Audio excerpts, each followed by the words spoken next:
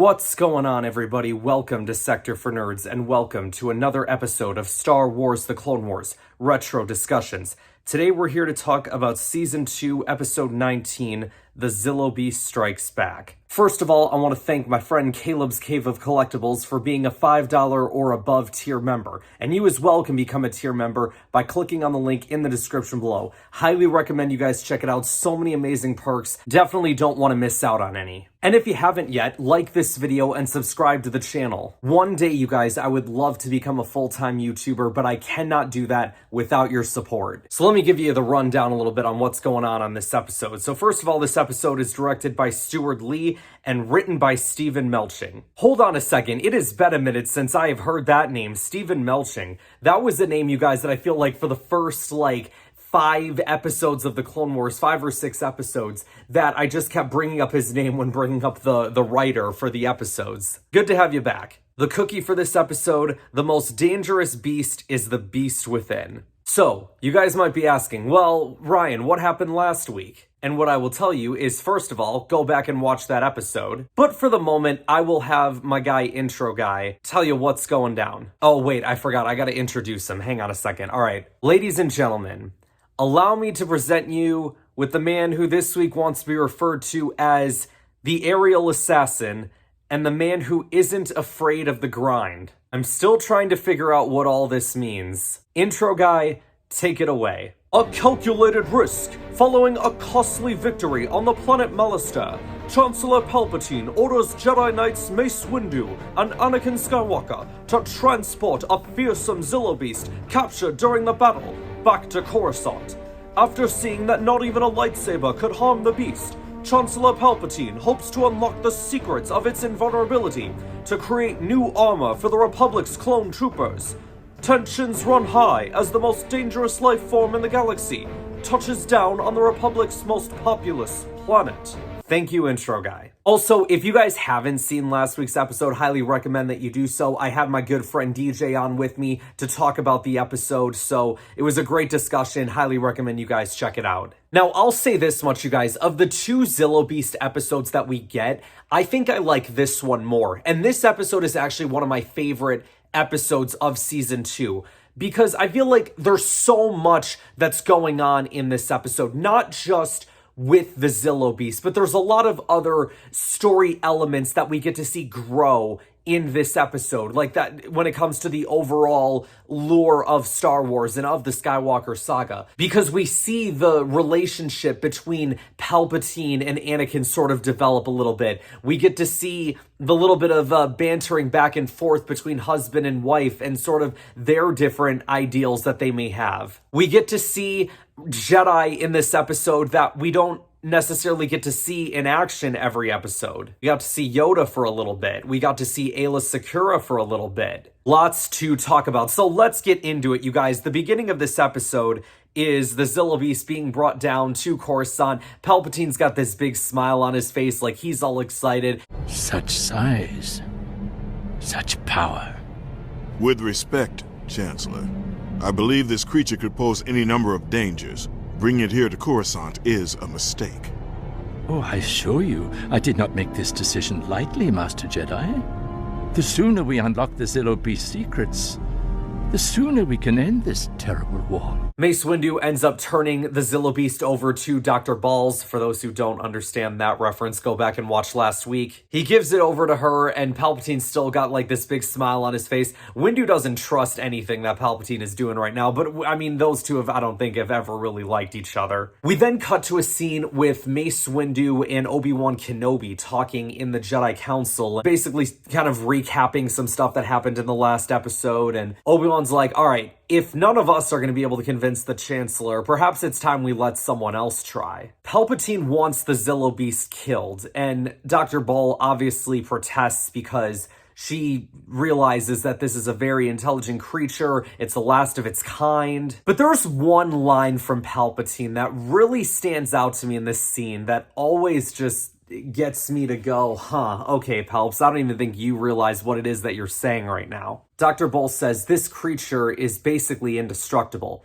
And Palpatine's response was, nothing is truly indestructible. And Palpatine's whole hypocrisy with that statement is I don't even think he realizes that also means him. And if you don't believe me, Anakin Skywalker proves that in Return of the Jedi. And then you fast forward to the sequel trilogy, Rey also proves that. As far as this scene goes, long story short, Palpatine says, all right, you need to find a way to kill the Zillo Beast, or we'll replace you with someone who can. And then, you guys, another big moment in this episode, something that we haven't gotten since season 1, I believe, and that is getting Obi-Wan Kenobi, Anakin Skywalker, Padme Amidala, C-3PO, and R2-D2 all in the same room on screen at the same time. That's all our prequel heroes right there. This is also the room where Cad Bane held the Senate hostage. Oh wait, chronologically that hasn't happened yet. I very much stand with her on this, and with a lot of the other Jedi like Mace Windu. Like, this thing should have been released into the wild. It should have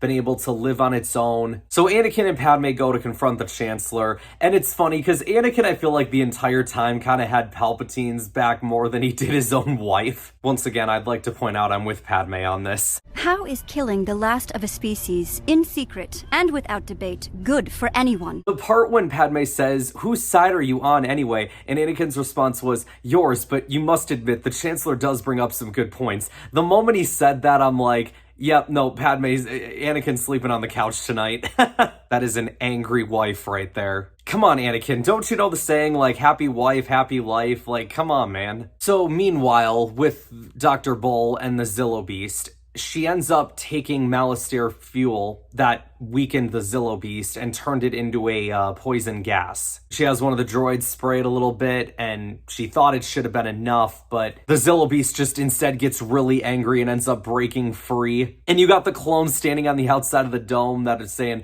well, if those creatures are as powerful as they say they are, what good are these rifles gonna be? But, you know, this Zillo Beast, you guys, really does hate Palpatine, because when he sees the hologram of it in the city, he just immediately tears it down. And obviously when Palpatine made remarks before when he said, oh, after all, it is just an animal, like, it got very, very mad. And something that DJ brought up last week that I actually kind of want to put a little bit more emphasis on this week is the idea that throughout the entire war, right, like, Palpatine kind of had a lot of it orchestrated as far as, like, okay, who's gonna prevail here, or what's gonna happen here, right? A lot of it was all kind of according to his plan. I think this was one of those few instances in the war that he didn't plan for. And with that in mind, it does make Palpatine the most afraid. It's so funny to me that when people talk about the Sith and, like, oh, the Sith don't have fear, but ironically, they're the ones who are the most afraid, because they are the ones that they gain all this power. And what is it that Palpatine says in Revenge of the Sith? All who have power are afraid to lose it. But whenever Palpatine is pointing these things out,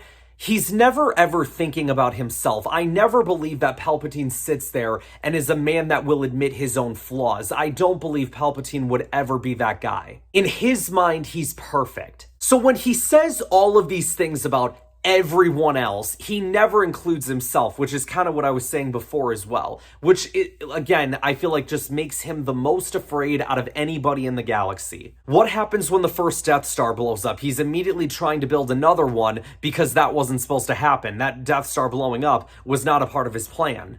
He became so powerful. The only thing he was afraid of was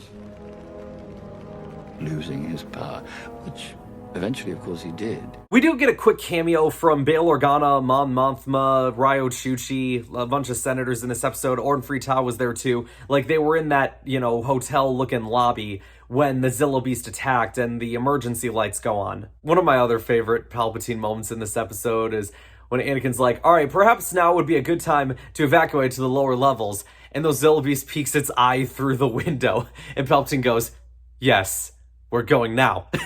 Like the way he says it.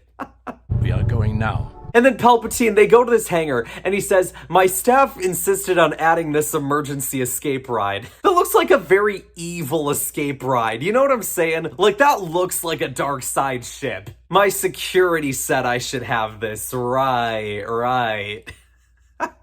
They try to get away, but the Zillo Beast puts a quick stop to that. He grabs the ship. Anakin starts cutting through the ship, and Obi-Wan and Windu are looking there like, what is Skywalker doing? And Obi-Wan says, well, it appears to be Anakin's improvised plan. And Windu responds, how can it be a plan if it's improvised? And then Rex chips in, a lot of the General's plans involve falling, sir. Meanwhile, Aayla Secura and Yoda show up at the scene, and they go to distract the Zillo Beast. And by distract, I mean they just run up and down its body and do nothing else. They're just running up and down it with their lightsabers. You hear them going off, right? Like, but like nothing else is happening.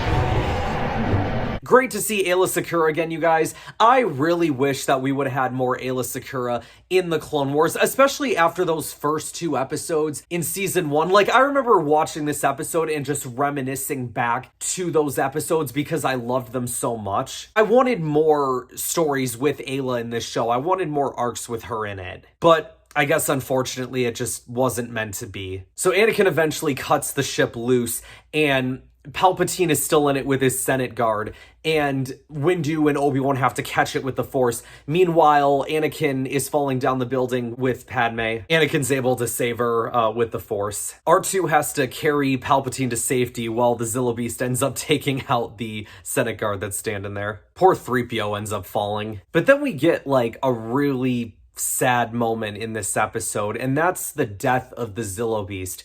And I remember the first time watching this, like, I didn't really, at this point, I didn't necessarily feel for the Zillo Beast as much as I do now, but it was kind of one of those moments where I'm sitting there like, okay, we need to defeat this thing. Like, this thing is running roughshod over Coruscant. He's harming civilians. Like, we gotta stop this thing. And then when this death started happening, I even remember as a child, like, why do I feel so sad about this? And it's because even then I realized, what I even realize more now, is that it should have never had to have come to this. It's a very sad scene, and the reason they make it that way through the music and the cries of the Zillo Beast is because they want you to feel for it. Because at the end of the day, this Zillo Beast is an innocent creature, and an innocent bystander in all this. Did it run roughshod over Coruscant? Yes. At the end of the day, all this thing was trying to do was defend itself, right? The beast should have never been brought to Coruscant. It should have never been held against its will. It should have been able to live the rest of its life in the wild. I said it last week. The thing was living peacefully until the Republic launched their bomb to, save the Dugs. It really was a case of like an innocent victim of war. Obi-Wan and Windu are looking down while this whole thing is going down, while they're launching the gas bombs, and you can see like the not so happy expressions on their face, like they know. And it all leads to a line that Anakin says at the end of this episode where he's standing around with a bunch of all our other characters. By the way, the fact that we had all like Anakin, Yoda, Aayla, Padme, Obi-Wan, 3PO, R2, like we had all these characters in one shot as they're all talking to Palpatine, and Anakin says, it's a tragedy that the Zillo Beast paid with its life for our mistakes. Really just sums up this whole thing. And Palpatine acts like he's all sad about it, like, I will make sure that this sacrifice was not made in vain. And everyone walks away, and he goes over to the doctor, like, Doctor, a word if you please. Here's your new assignment. And he walks onto the gunship, and Dr. Ball's like, okay, let's see, wait, you want me to clone the beast? And Palpatine just flies away with the giant smile on his face once again. You son of a gun, Palps. And that led to about over a decade of questions that I had about whether or not this freaking Zillo Beast was cloned. And we don't find any answers until, spoiler alert, the Bad Batch episode happened in season 2 that involved the cloning of a Zillo Beast. This was a really good episode, you guys, and I think, throughout I kind of have explained my reasonings for it. I don't think it's my favorite episode, but it's definitely in my top 5. But I believe that is going to conclude us for this week, you guys. Next week, we are going to be talking about the episode titled Death Trap. And if you guys want early access to that episode, you can become a YouTube member and get access to that episode right now at the $10 tier. Thank you guys so much for watching. Be sure to like this video, subscribe to the channel, share this video with others to help support the channel, and I will see you guys next time. Put these inside my quarters, would you? Yes, sir.